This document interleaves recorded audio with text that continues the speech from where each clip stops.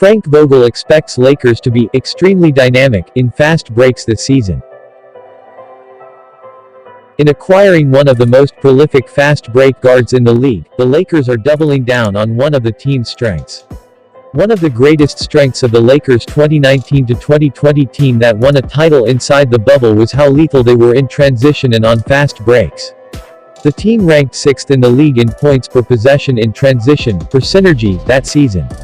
Their efficiency only improved in the playoffs as they turned defensive stops into quick points on the other end. Boiled down, it's not a complex concept. Give LeBron James the ball in space going downhill with shooters around him and defenses will suffer. As was the case with seemingly everything about last season, injuries prevented the Lakers from replicating that formula last season, particularly in the postseason. Russell Westbrook, who was officially introduced as a Laker on Tuesday, represents a fit in a lot of directions for the Lakers. However, perhaps most notably, he moves the Lakers a notch closer to the lethal transition team they were 2 seasons ago. During Westbrook's introductory presser, head coach Frank Vogel spoke about how Westbrook will fit alongside James and Anthony Davis, what sacrifices might need to come from the trio and how the Lakers' offense could look this season. "I think anytime you have 3 great players like this, there is an element of sacrifice required," he said. "And you know, we've all talked about that, and are all in on that. But these 3 guys can do it all. What I love about our group, Bron, AD and Russ, is they're all make the right play players. It's not just about scoring or being a one-dimensional player.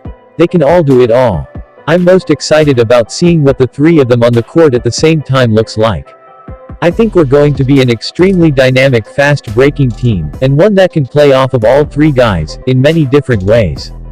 I think with the speed, athleticism of those guys plus the complementary parts we've put together, the shooters and the defenders, I think we got a real chance this year to do something special.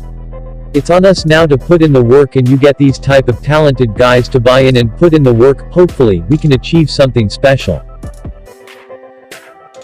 Even in taking a step back last season, the Lakers still ranked 10th in points per possession in transition per synergy.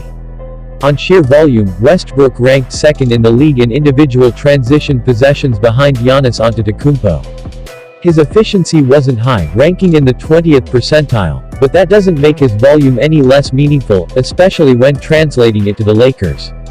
James ranked 24th in the league in transition possessions last season despite his injury. In 2019-2020, Westbrook ranked 2nd and James 5th in transition possession in the league. With a volume as high as James and Westbrook create, hyper-efficiency is not necessary. The rebounding prowess of both James and Westbrook will continually create transition opportunities. If James and Westbrook are staggered with one of them on the court most of the game, if not the entirety of it, then the Lakers will be a transition threat for 48 minutes a night. That type of constant pressure wears teams down, particularly throughout a playoff series. And while no one thing will guarantee the Lakers' success similar to their performance in the bubble, adding Westbrook to James and allowing both to run the floor should spell success in at least one aspect of the game.